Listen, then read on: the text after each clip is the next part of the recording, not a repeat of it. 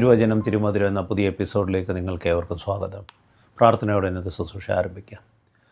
സ്തുതിക്കുന്ന കർത്താവേ, സ്തോത്രം ചെയ്യുന്ന കർത്താവേ, ഞങ്ങളുടെ ദിവാത്സല്യമേ, സർവസ്വനാഥ, ഇത്രത്തോളം അടിയങ്ങളെ വഴിയെടുത്തിയ നന്മകൾക്കായ നന്ദിയോട് സ്തോത്രം. അങ്ങയുടെ കൃപയുടെ സാന്നിധ്യത്തെ ഞങ്ങൾ ഇത്രത്തോളം കാത്തുരുവാഴ്ചവൻ കൃപകൾക്കായ നന്ദിയോട് സ്തോത്രം. പ്രത്യേകിച്ചും കർത്താവ് പ്രതികൂലമായ സാഹചര്യങ്ങളിൽ കർത്താവ് അടിയങ്ങളായിരിക്കുമ്പോൾ കർത്താവെ, ക്ലേശങ്ങളും പ്രയാസങ്ങളും വർദ്ധിച്ചുകൊണ്ടിരിക്കുന്ന നാളുകളിൽ കർത്താവെ, അങ്ങയുടെ ശ്രേഷ്ഠ കൃപ ഞങ്ങളെ ശക്തീകരിക്കുകയും ബലപ്പെടുത്തുകയും ചെയ്യണമെന്ന് പ്രാർത്ഥിക്കുന്ന കർത്താവെ, അടിയങ്ങൾ കർത്താവെ അങ്ങയുടെ സന്നിലായിരിക്കുമ്പോൾ കർത്താവെ, അവിടുന്ന് കർത്താവ് അല്പസമയം വചനം ധ്യാനിക്കുമ്പോൾ കർത്താവെ, അവിടുന്ന് അങ്ങയുടെ പരിശുദ്ധാത്മാ ഞങ്ങളോട് ആഴമായി ഇടപെടുവാൻ ഇടയാക്കണമെന്ന് പ്രാർത്ഥിക്കുന്ന കർത്താവെ, കർത്താവ് ജനം അങ്ങയുടേതാണ്, വചനം അങ്ങയുടേതാണ്, അടിയൻ അങ്ങയുടെ കർത്താവെ, വിലയിന അടിയനെ കർത്താവെ അങ്ങയുടെ ശ്രേഷ്ഠ കൃപകളിൽ നിന്ന് കർത്താവെ, അടിയൻ്റെ ശബ്ദത്തോടും വാക്കുകളോടും വചസ്സോടും കണ്ടത്തോടും കൊണ്ടുണ്ടായിരിക്കും പ്രതിസന്ധികളില്ലാതെ അനുഗ്രഹപൂർണ്ണമായ കർത്താവെ, എൻ്റെ ജനത്തെ നയിക്കത്തക്കോണം കർത്താവെ, വചനം ലളിതമായി തൻ്റെ ജനത്തിന് എത്തിക്കത്തക്കോണം അത് അങ്ങ് കർത്താവ് ഞങ്ങളുടെ ജീവിതത്തിൽ ക്രിയയെത്തക്കണം അവിടുന്ന് സഹായിക്കണമെന്ന് പ്രാർത്ഥിക്കുന്നു. എല്ലാ കാര്യത്തിലും അങ്ങയുടെ സാന്നിധ്യമുണ്ട്. എല്ലാം അങ്ങയുടെ നാമത്വത്തിനായി സഹായിക്കാൻ അനുഗ്രഹിക്കുകയും ചെയ്യണം. യേശു സാക്ഷിക്കുന്നു. പിതാവ് കേൾക്കണമേ.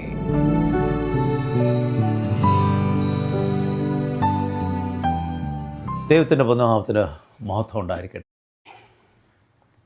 നമ്മുടെ ആയുസ്സിലെപ്പോഴും നമ്മുടെ ജീവിത യാത്ര ആരംഭിക്കുന്ന നാൾ മുതൽ, അത് ജനനം കഴിഞ്ഞ് കുറച്ച് അറിവ് കിട്ടുമ്പോൾ മുതൽ, നമ്മുടെയൊക്കെ ജീവിതത്തിൽ ഓരോ ലക്ഷ്യത്തിനായി നാം പരിശ്രമിക്കാറുണ്ട്.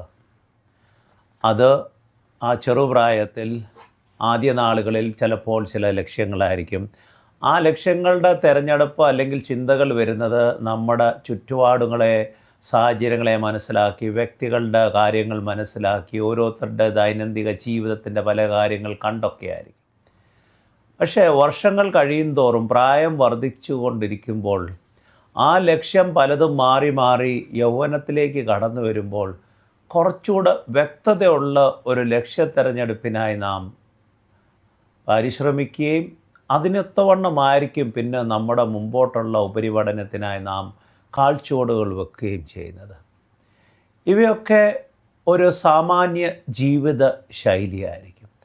ഈ നാളുകളിലൊക്കെ നാം ആയിരിക്കുമ്പോൾ, പ്രത്യേകിച്ചും നാം നമ്മുടെ ആദ്യകാല വിദ്യാഭ്യാസ കാലങ്ങളിൽ നാം എപ്പോഴും കേൾക്കുന്ന, നമ്മുടെ നാട്ടിലായിരിക്കുന്നവരുടെ ജീവിതത്തിൽ പലപ്പോഴും നാം കേൾക്കുന്നത് 8ഉം 9ഉം 10ഉം ഏറ്റവും നിർണായകരമായ ഒരു കാര്യമാണ്. അവിടെയാണ് നമ്മുടെ ജീവിതത്തിൻ്റെ യഥാർത്ഥമായ ഒരു നിർണായക കാഴ്ചപ്പാടിലേക്ക് നമ്മെ നയിക്കുവാൻ ഇടയാകുന്നത്. അത് കഴിയുമ്പോൾ അതനുസരിച്ചായിരിക്കും പിന്നെ 10ഉം 12ഉം ബാക്കി കാര്യങ്ങൾ ഒരുക്കുന്നത്.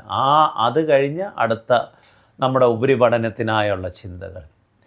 ഈ കാലയളവിലെല്ലാം നാം നോക്കുമ്പോൾ, ഇന്ന് നമ്മുടെ മാതാപിതാക്കളായാലും നമ്മക്കളൊക്കെ ആയാലും നമ്മുടെയൊക്കെ ലക്ഷ്യം എന്ന് പറയുമ്പോൾ, നമ്മുടെ കുഞ്ഞുങ്ങളുടെ ജീവിതത്തിൻ്റെ നന്മകളിലേക്ക് നയിക്കത്തക്കവണ്ണമുള്ള ഒരു വിദ്യാഭ്യാസം ലഭ്യമാകുവാനും അത് വരും കാലങ്ങളിൽ അവർക്ക് അനുഗ്രഹമായി തീരുവാൻ വേണ്ടിയുമാണ്.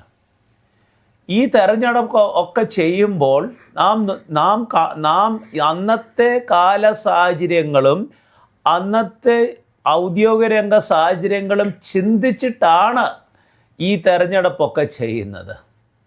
ഇവിടെയൊക്കെ നാം മറന്നു പോകുന്ന ഒരു കാര്യം, ഇത് ഈ വ്യക്തി അല്ലെങ്കിൽ ആ പൈതൽ പഠിച്ചു വരുമ്പോഴത്തേക്കും അടുത്ത 4 വർഷം കൊണ്ട് ഇന്നുള്ള ഔദ്യോഗിക രംഗ സാഹചര്യങ്ങളോ മറ്റ് സാഹചര്യങ്ങളോ ചിലപ്പോൾ ഈ 4 വർഷം കഴിയുമ്പോൾ ഇല്ലാതെയാകും. അത് അതിൻ്റേതായ രീതിയിൽ പല മാറ്റങ്ങൾ വരുത്തുന്ന സാഹചര്യങ്ങൾ ആയിത്തീരും. എന്തിന്, പണ്ടുകാലത്ത് വൈദ്യശാസ്ത്രത്തിലൊക്കെ നോക്കുമ്പോൾ 1-2 സ്പെഷ്യാലിറ്റിയുള്ളൂ. ഇന്ന് ആ സ്പെഷ്യാലിറ്റിക്ക് തന്നെ ഭേദഗതി വരുത്ത ഒരു 10 സ്പെഷ്യാലിറ്റിയായി മാറിയിരിക്കുന്നു. പണ്ട് എഞ്ചിനീയറിങ്ങിൽ കമ്പ്യൂട്ടർ എഞ്ചിനീയർ എന്ന് പറഞ്ഞാൽ 1 മാത്രമേ ഉള്ളൂ. പക്ഷേ ഇന്ന് നാം നോക്കുമ്പോൾ അതിൽ എത്രയോ സ്ട്രീംസാണ് കാണുവാൻ ഇടയാകുന്നത്.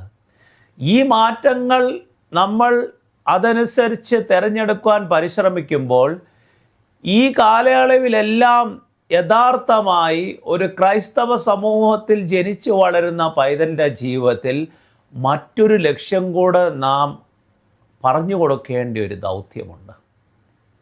ആ ലക്ഷ്യം എന്ന് പറയുമ്പോൾ, എന്നെ എന്തിനാണ് ദൈവം സൃഷ്ടിച്ചിരിക്കുന്നത്? ഞാനൊരു എൻജിനീയറോ ഡോക്ടറോ അക്കൗണ്ടൻറ്റോ മാനേജറോ ആകാൻ വേണ്ടിയാണോ? അതോ കർത്താവിൻ്റെ യഥാർത്ഥമായ സാക്ഷ്യജീവിതം നയിച്ച് ഓട്ടം തികയ്ക്കുവാൻ വേണ്ടിയാണോ? ഈ ഒരു കാര്യത്തിന് വേണ്ടി നാം എത്രമാത്രം നമ്മുടെ സമയമോ നമ്മുടെ സാഹചര്യങ്ങളോ ഉപയുക്തമാക്കുന്നെന്ന് നോക്കേണ്ടിയിരിക്കുന്നു.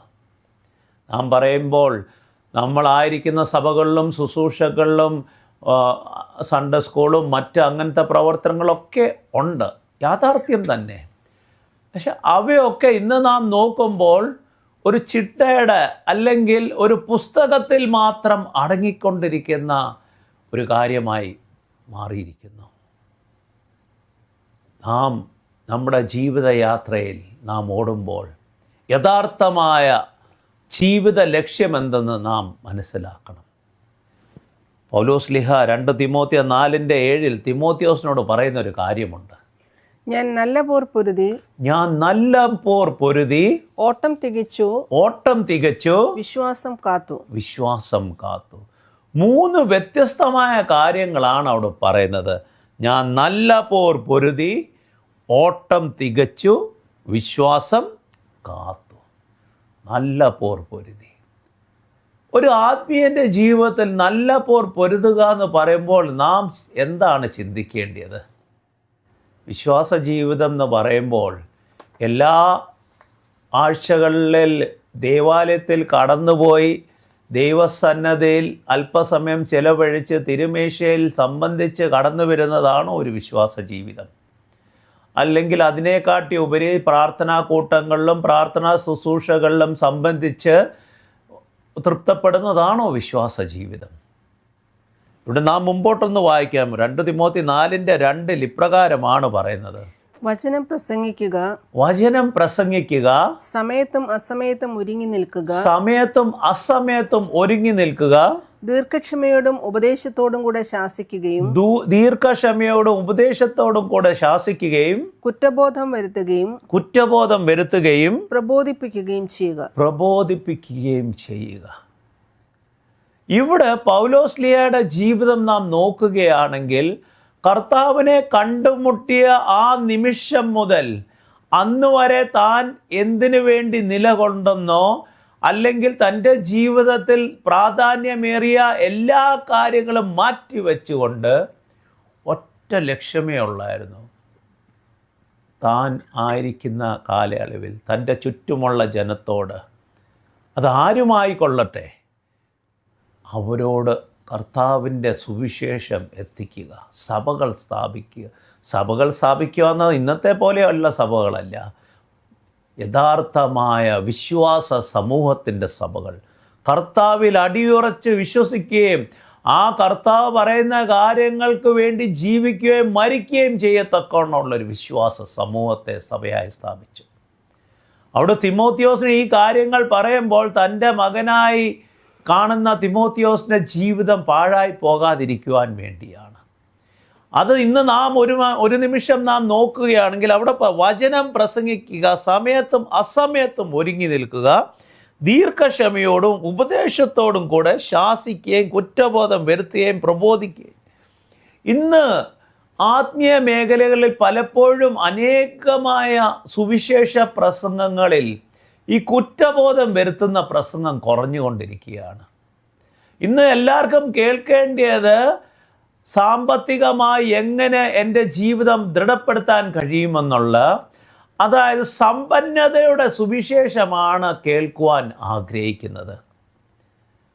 സമ്പന്നതയുടെ സുവിശേഷം നമ്മളെ നമ്മുടെ ലക്ഷ്യസ്ഥാനത്ത് എത്തിക്കുവാൻ കഴിയുകയില്ലെന്ന് ആ സുവിശേഷം ഘോഷിക്കുന്ന വ്യക്തിക്കും അറിയാം, കേൾക്കുന്ന വ്യക്തികൾക്കും അറിയാം. എങ്കിലും അവരാഗ്രഹിക്കുന്നത് അതാണ്.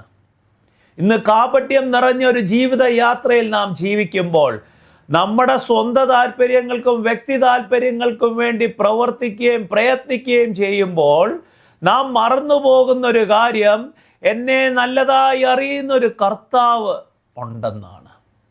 നമ്മോടൊപ്പം വസിക്കത്തക്കോണം, നമ്മളെ വഴി കാണിക്കത്തക്കോണം നമുക്ക് തന്നിരിക്കുന്ന പരിശുദ്ധാത്മാവെന്ന കാര്യസ്ഥൻ നമ്മുടെ ജീവിതത്തിൽ എത്രമാത്രം ആ പരിശുദ്ധാത്മാവിന് പ്രാഗൽഭ്യം കൊടുക്കുന്നുണ്ടെന്നൊന്ന് ചിന്തിക്കണം.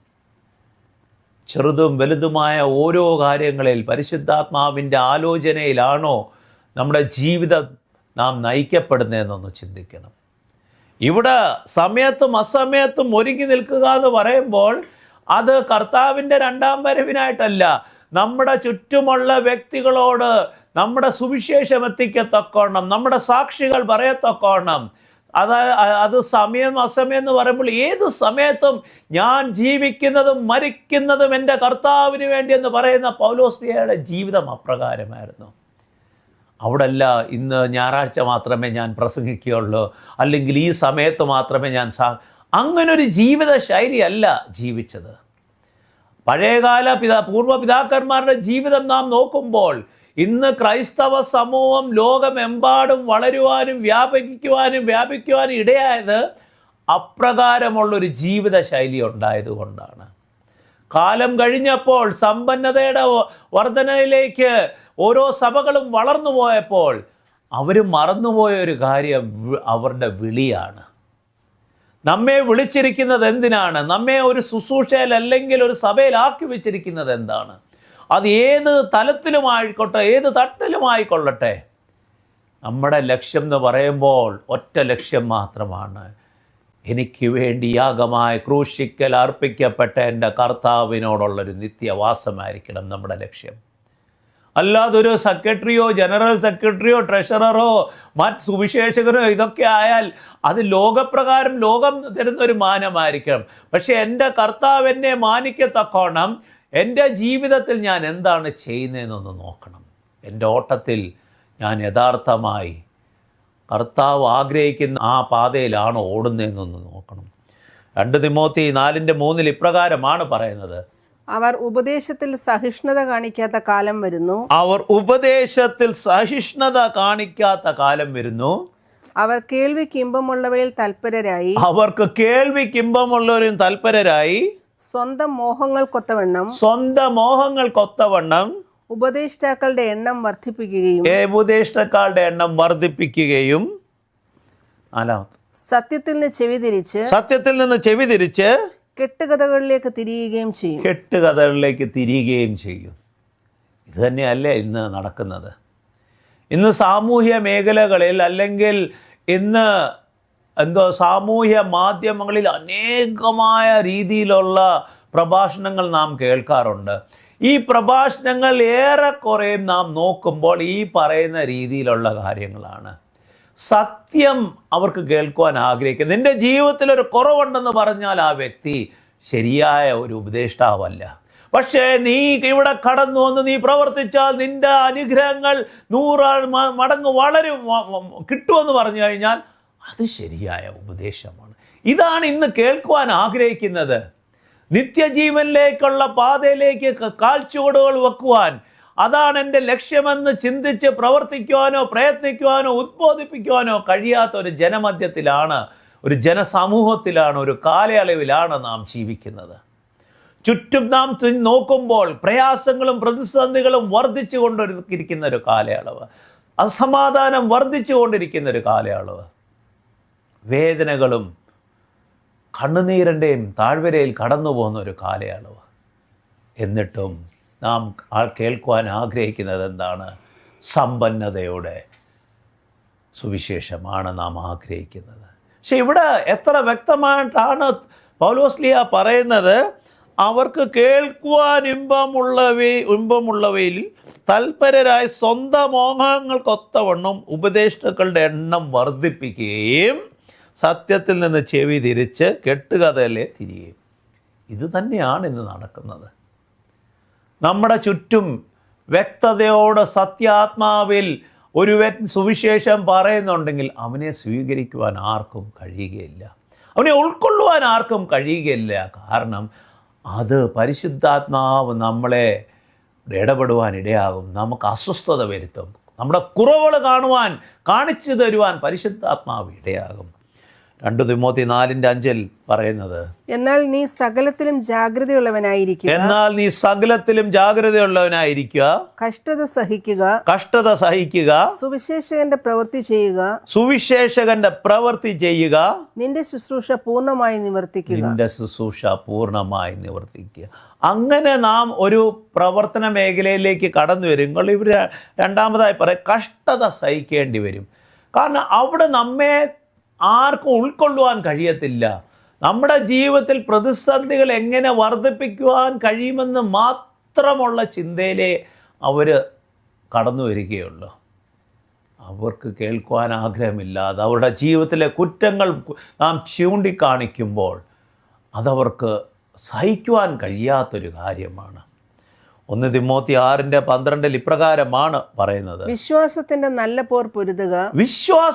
നല്ല പോർ പൊരുതുക, നിത്യജീവനെ മുറുകെ പിടിച്ചുകൊള്ളുക, അതിനായി നീ വിളിക്കപ്പെടുകയും അനേകം സാക്ഷികളുടെ മുൻപിൽ അത് ഏറ്റുപറയുകയും ചെയ്തിട്ടുണ്ടല്ലോ. നാം ഇന്ന് നമ്മുടെ ജീവിത സാഹചര്യങ്ങളിൽ നോക്കുമ്പോൾ വലിയ സാക്ഷ്യങ്ങളിൽ നിന്ന് ദൈവം നമ്മളെ വഴി നടത്തി അനേകരോട് പറയുവാൻ ഇടയായിട്ടുണ്ടായിരിക്കും, പറഞ്ഞു കാണും. ഇന്ന് ഈ നിമിഷം നമ്മളെപ്പറ്റി ഒന്ന് നാം ചിന്തിക്കുകയാണെങ്കിൽ ആ പ്രതിസന്ധി മേഖലകളിൽ ദൈവത്തോടുള്ള അടുപ്പവും എന്നെ വിടുവിച്ച് കഴിഞ്ഞ് എൻ്റെ ജീവിതം യഥാസ്ഥാനപ്പെടുത്തു കഴിഞ്ഞപ്പോൾ ഞാനും ദൈവവുമായുള്ള അടുപ്പം അത് ഒന്നുപോലെയാണോ എന്നൊന്ന് ചിന്തിക്കണം.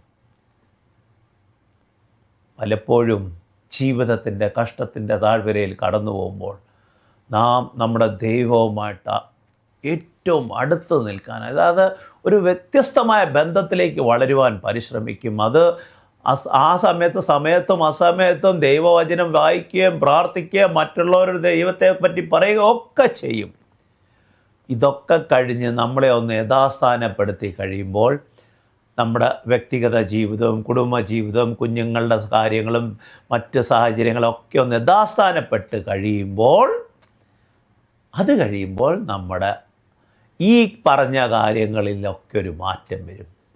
പിന്നെ ദൈവത്തെ പറ്റി പറയാൻ കുറച്ച് സമയം മാറ്റിവെച്ചാൽ അല്ലെങ്കിൽ സാക്ഷ്യം എന്ന് പറയുന്ന ഒരു കാര്യം അവിടെ ഇല്ലാതായി മാറിക്കൊണ്ടിരിക്കും. മറ്റൊരു വ്യക്തിയെ പിന്നെ ജീവിതത്തിൽ കാണുമ്പോൾ ഈ അനുഗ്രഹങ്ങളെ പറ്റി ഇപ്പോൾ നാം സംസാരിക്കുമ്പോൾ, ഞങ്ങൾ ഇതൊക്കെ ചെയ്തിട്ടാണ് ഞങ്ങളുടെ കുഞ്ഞുങ്ങൾ ഇതൊക്കെ ആയത്, ഞങ്ങൾ ഇങ്ങനെയൊക്കെ ഇൻവെസ്റ്റ് ചെയ്തിട്ടാണ് ഇന്ന് ഈ സാഹചര്യം അത്. ദൈവമെന്നുള്ളൊരു വാക്കില്ലാതാകുന്ന അവസ്ഥ. എൻ്റെ പ്രവർത്തനം ഇവിടെ വ്യക്തമായി പറയുന്നത്, നിത്യജീവനെ മുറുകെ പിടിച്ചുകൊള്ളുക, അതിനായി നീ വിളിക്കപ്പെടുകയും അനേകം സാക്ഷികളുടെ മുമ്പിൽ അത് ഏറ്റുപറയുകയും ചെയ്തിട്ടുണ്ട്. ഇന്ന് നമ്മൾ അങ്ങനെ ഒരു ജീവിതത്തിലാണോ ജീവിക്കുന്നത്? 2 തിമോത്തി 2:3-5 വരെ വായിക്കുമ്പോൾ, ക്രിസ്തുയേശുവിന്റെ നല്ല ഭടനായി നീയും എന്നോടുകൂടെ കഷ്ടത സഹിക്കുക, തന്നെ പടയാളിയായി തിരഞ്ഞെടുത്തവനെ പ്രസാദിപ്പിക്കേണ്ടതിന് ഒരു പടയാളിയും ദൈനംദിന ജീവിത കാര്യങ്ങളിൽ ഇടപെടുന്നില്ല. ഒരുവൻ മത്സരിക്കുന്നുവെങ്കിലും അവൻ നിബന്ധനകൾ അനുസരിക്കുന്നില്ലെങ്കിൽ കിരീടം പ്രാപിക്കുന്നില്ല. വർഷങ്ങൾക്ക് മുമ്പ് നമ്മൾ ഒളിമ്പിക്സിൽ കണ്ടൊരു കാര്യമാണ്. ഒരു ലെയിൻ മാറി ഒരു ചുവട് വെച്ചപ്പോൾ കിട്ടേണ്ട കിരീടമില്ലാതെ പോകുന്ന അവസ്ഥ. ഇന്ന് നമ്മുടെ ജീവിതത്തിൽ നമ്മളായിരിക്കുന്ന ഓട്ടക്കളത്തിൽ ഇവിടെ പറയുന്ന ഒരു പടയാളിയെ തിരഞ്ഞെടുത്തു കഴിഞ്ഞാൽ അവന് അതിൻ്റേതായ നിബന്ധനകളിലാണ് ജീവിക്കുന്നത്. അല്ലാതെ പടയാളി അവൻ്റേതായ ഇഷ്ടത്തിനകത്ത് വണ്ണം ഞാൻ എന്തും ചെയ്യും, എങ്ങനെയും ജീവിക്കുമെന്ന് പറയാൻ കഴിയുകയില്ല. നമ്മെ തിരഞ്ഞെടുത്തൊരു ദൈവമുണ്ട്. ആ തിരഞ്ഞെടുപ്പ് മനസ്സിലാക്കിയിട്ടാണോ നാം ജീവിക്കുന്നത്? ഓരോ ക്രിസ്ത്യാനി എന്ന് പറയുമ്പോൾ ക്രിസ്തു അവനെ തിരഞ്ഞെടുത്ത വ്യക്തിയാണ്.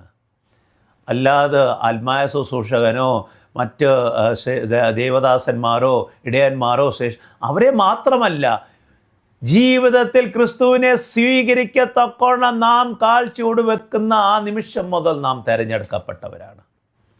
അതിന് തക്കവണ്ണമാണോ നാം ജീവിക്കുന്നത്? അതിന് തക്കവണ്ണമാണോ നാം ഇന്ന് പ്രവർത്തിക്കുന്നത്? നമ്മുടെ പ്രവർത്തനങ്ങളും പ്രവൃത്തികളും പ്രയത്നങ്ങളും ദൈവനാമ മഹത്വത്തിനായിട്ടാണോ എന്നൊന്ന് നോക്കണം. ഒരുവൻ മത്സരിക്കുന്നെങ്കിൽ അവൻ നിബന്ധനകൾ എന്ന് പറയുന്നത് ദൈവവചനമാണ്. നമുക്ക് തന്നിരിക്കുന്ന ജീവിതത്തിലെ നിബന്ധനകൾ എന്ന് പറയുന്ന ദൈവവചനമാണ്. അതിന് തക്കവണ്ണമാണോ നാം ജീവിക്കുന്നത്? 1 കൊരിന്ത്യർ 9:24-25 വായിക്കുമ്പോൾ, ഓട്ടക്കളത്തിൽ എല്ലാവരും ഓടുന്നുവെങ്കിലും ഒരുവൻ മാത്രമേ സമ്മാനം നേടുന്നുള്ളൂ എന്ന് നിങ്ങൾ അറിയുന്നില്ലയോ? നിങ്ങളും സമ്മാനം നേടുവാൻ തക്കവണ്ണം ഓടുവിൻ. മത്സരിക്കുന്ന ഓരോരുത്തനും സകല കാര്യങ്ങളിലും ആത്മനിയന്ത്രണം അഭ്യസിക്കുന്നു. അവർ വാടുന്ന കിരീടം നേടുന്നു. നാം ആകട്ടെ വാടാത്ത കിരീടം നേടുന്നു. ഇവിടെ പൗലോസ്ലീഹ പറയുമ്പോൾ ഒരുവൻ മാത്രമേ കിരീടം നേടത്തുള്ളൂ എന്ന് പറയുമ്പോൾ നമ്മൾ വിചാരിക്കും നമ്മൾ ഇനി ഓടിയിട്ടെന്ന്. പക്ഷേ ആത്മീയ ജീവിതത്തിലൊരു മാറ്റമുണ്ട്. കർത്താവ് നമ്മളെ വിളിച്ചിരിക്കുമ്പോൾ അത് ഒരുവന് കിരീടം നൽകുവാൻ വേണ്ടി അല്ല, നമ്മോടൊപ്പം അനേകരെ കർത്താവിലേക്ക് ആകർഷിക്കുവാനും നേടുവാൻ വേണ്ടിയാണ് നമ്മെ വിളിച്ചിരിക്കുന്നത്.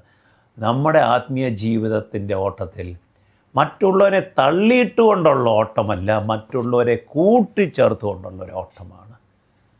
അവരെ കർത്താവിൻ്റെ സന്നിധിയിലേക്ക് ആകർഷിക്കുക മാത്രമല്ല, കർത്താവിന് വേണ്ടി നേടത്തക്കവണ്ണമുള്ള പ്രയത്നമായി തീരണം. അപ്പോസ്തലപ്രവൃത്തി 20:24 ഇപ്രകാരമാണ് പറയുന്നത്, എങ്കിലും ഞാൻ എൻ്റെ പ്രാണനെ വിലയേറിയതായി കരുതുന്നില്ല. എൻ്റെ ഓട്ടവും ദൈവകൃപയുടെ സുവിശേഷത്തിന് സാക്ഷ്യം പറയേണ്ടതിന് കർത്താവായ യേശു നൽകിയ ശുശ്രൂഷയും പൂർത്തിയാക്കണമെന്നേ എനിക്കുള്ളൂ. വ്യക്തതയോടുള്ളൊരു ലക്ഷ്യം എന്താണ്? കർത്താവായ യേശു നൽകിയ ശുശ്രൂഷ പൂർത്തിയാക്കണം എന്നേ ഉള്ളൂ. ജീവിതത്തിൽ ഏക ലക്ഷ്യം പൗലോസ്ലീഹയുടെ അതായിരുന്നു. നമുക്കറിയാം, പൗലോസ്ലീഹ അതിനു മുൻപ് ഉണ്ടായിരുന്ന ലക്ഷ്യം എന്ന് പറഞ്ഞാൽ കർത്താവിൻ്റെ അനുയായികളെ എന്നേക്കുമായി ഇല്ലാതാക്കുകയായിരുന്നു. പക്ഷെ കർത്താവ് ജീവിതത്തിൽ വന്നു കഴിഞ്ഞപ്പോൾ അതിനൊരു മാറ്റം വന്നു. ആ മാറ്റമാണ് കർത്താവിൻ്റെ ശുശ്രൂഷയ്ക്കായി ഹോമിക്കുന്ന ജീവിതം നയിക്കുവാൻ. 2 തിമോത്തി 4:8 ഇപ്രകാരമാണ് പറയുന്നത്, ഇനി നീതിയുടെ കിരീടം എനിക്കായി വെച്ചിരിക്കുന്നു. അത് നീതിയുള്ള ന്യായാധിപതിയായ കർത്താവ് ആ ദിവസത്തിൽ എനിക്ക് നൽകും. എനിക്ക് മാത്രമല്ല അവന്റെ പ്രത്യക്ഷതയ്ക്കായി കാംക്ഷിച്ച ഏവർക്കും തന്നെ. അതല്ലേ ഞാൻ മുമ്പ് ലോകപ്രകാരം വാടുന്ന കിരീടം എന്ന് പറയുന്ന ഒരു വ്യക്തിക്കേ കിട്ടത്തുള്ളൂ. പക്ഷേ ആത്മീയ കിരീടം എന്ന് പറയുമ്പോൾ അവൻ്റെ പ്രത്യക്ഷയ്ക്കായി അവനായി കാത്തിരിക്കുന്ന ഓരോരുത്തർക്കും അവരുടെ ജീവിതത്തിനൊത്തവണ്ണം കർത്താവ് നൽകത്തക്കോണം ഇടയാകും. ലൗദോക്യ സഭയോട് വെളിപാട് പുസ്തകം 3:21 ഇപ്രകാരമാണ് പറയുന്നത്, ജയിക്കുന്നവനെ ഞാൻ എന്നോടുകൂടെ എന്റെ സിംഹാസനത്തിൽ ഇരിക്കുവാൻ വരം നൽകും. ഞാനും ജയിച്ച് എന്റെ പിതാവിനോടുകൂടെ അവന്റെ സിംഹാസനത്തിൽ ഇരുന്നതുപോലെ തന്നെ ആത്മാവ് സഭകളോട് പറയുന്നത് എന്തെന്ന് ചെവിയുള്ളവൻ കേൾക്കട്ടെ. ദൈവവചനം ചെവിയുള്ളവൻ കേൾക്കട്ടെ എന്ന് പറയുമ്പോൾ അത് കേൾക്കുക മാത്രമല്ല, അത് ഉൾക്കൊണ്ടുകൊണ്ട് ജീവിതത്തിലൊരു മാറ്റം വരുത്തത്തക്കോണം നാം പ്രവർത്തിക്കുമ്പോഴാണ് യഥാർത്ഥമായ ദൈവവചനത്തിൻ്റെ പ്രവർത്തന മേഖലയിലേക്ക് നാം ഉയരപ്പെടുവാൻ ഇടയാകുന്നത്. ആ കിരീടം പ്രാപിക്കത്തക്കോണം, ആ സിംഹാസനത്തിൽ ഇരിക്കത്തക്കോണം നാം ദൈവസന്നിധിയിൽ പ്രാഗൽഭ്യം പ്രാപിക്കുന്നത്. അതുകൊണ്ട് എന്നെ കേൾക്കുന്ന പ്രിയ സഹോദര സഹോദരി, ഇന്ന് ജീവിതത്തിൻ്റെ ഏത് സാഹചര്യവുമായിക്കൊള്ളട്ടെ, വേദനകളുടെയും കണ്ണുനീരിൻ്റെയും താഴ്വരയിലായിരിക്കും, സമ്പന്നതയുടെ മധ്യത്തിലായിരിക്കും ജീവിക്കുന്നത്. എന്തുമായിക്കൊള്ളട്ടെ, ഒറ്റ തീരുമാനമാണ് എടുക്കേണ്ടത്. എൻ്റെ ലക്ഷ്യം എന്താണ്? ലോകത്തിൻ്റെ സമ്പന്നതയാണോ, നിത്യജീവനിലെ കിരീടമാണോ എൻ്റെ ലക്ഷ്യം? അതിനായി നമ്മളെ ഒരുക്കുവാൻ ഇടയാക്കട്ടെ. നമ്മുടെ കണ്ണുകളെ അടയ്ക്കാം. സ്തുതിക്കുന്ന കർത്താവേ, സ്തോത്രം ചെയ്യുന്ന കർത്താവേ, ഞങ്ങളുടെ ദിവാത്സല്യമായ സ്വർഗ്ഗസ്ഥനാഥ, ഇത്രത്തോളം ഞങ്ങളെ വഴിയെടുത്ത നന്മകൾക്കായ നന്ദിയോട് സ്തോത്രം. അങ്ങയുടെ കൃപയുടെ സാന്നിധ്യത്താൽ അവിടുന്ന് തൻ്റെ ജനത്തെ നയിക്കുവാൻ തന്ന സാവകാശത്തിനായ നന്ദിയോട് സ്തോത്രം. ഞങ്ങളുടെ ലക്ഷ്യം എന്തെന്ന് മനസ്സിലാക്കിക്കൊണ്ട് ആ ലക്ഷ്യത്തിൻ്റെ പാതയിൽ ഓടുവാൻ നീ ഞങ്ങളെ ഓരോരുത്തരെയും ഇടയാക്കണമെന്ന് പ്രാർത്ഥിക്കുന്ന കർത്താവേ, എൻ്റെ കൃപയും സാന്നിധ്യം, ഞങ്ങളുടെ പരിശുദ്ധാത്മാവ് ഞങ്ങളെ അപ്രകാരം ഒരുക്കുവാൻ, അപ്രകാരം വഴി നടത്തുവാൻ ഇടയാക്കണേ എന്ന് പ്രാർത്ഥിക്കുന്നു. എല്ലാം അങ്ങയുടെ മഹത്വത്തിനായി തീരുവാൻ സഹായിക്കണമെന്ന് യേശു സാക്ഷിക്കുന്നു. പിതാവ് കേൾക്കണമേ. ദൈവം നമ്മെ അനുഗ്രഹിക്കും.